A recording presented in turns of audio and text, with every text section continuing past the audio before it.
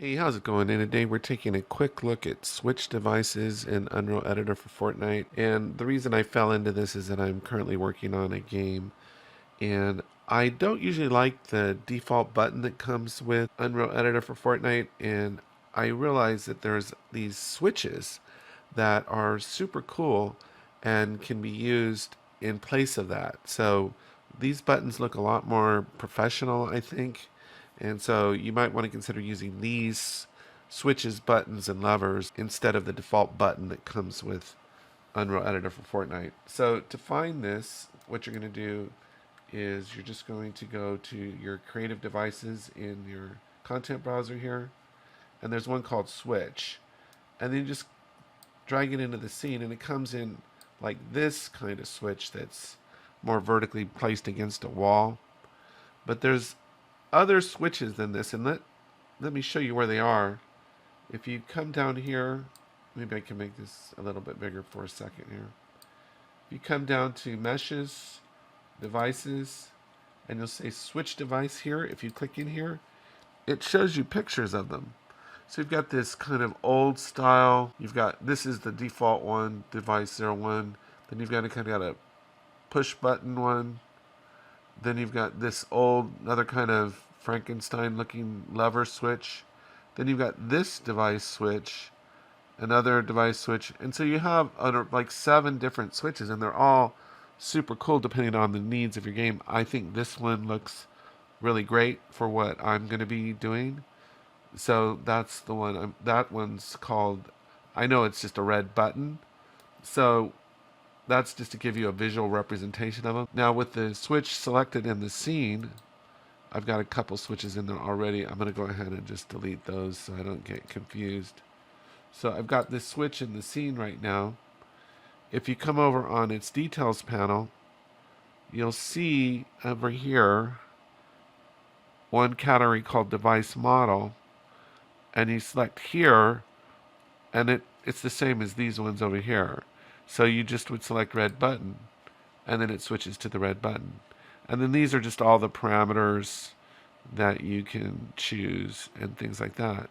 If we want to give this button something to do, we could just go to a device, any device really, almost any device. Let's just go to a HUD device here. We can just drag this into the scene, and we can go activate this. We can go show, search for switch 3, and go on turned on. I should show you that on the switch here. So probably the most important setting on here is this one here, which is the initial state. So if it's set to false, which means it's going to be off. And so you'd want it to be off by default. And if you made that true, then it's going to be on by default. So the initial state is the box is checked off because you want the button to be off. I would think most of the time you probably want the button to be off. And then you want the player to be able to press the button. And this is just turn on, turn off text. That's pretty self-explanatory. You can limit how many times you can change it. So right now it's set to you can just press it as many times as you want, essentially. So the system is updating. Oh, what I want to do is show you is that let's make a message appear here. So I set this to show, the HUD device to show when it's switched on. And then I'll put here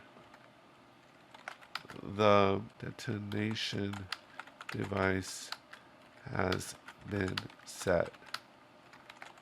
Goodbye. And then you can change the size of this text here, size. You can make it pretty big.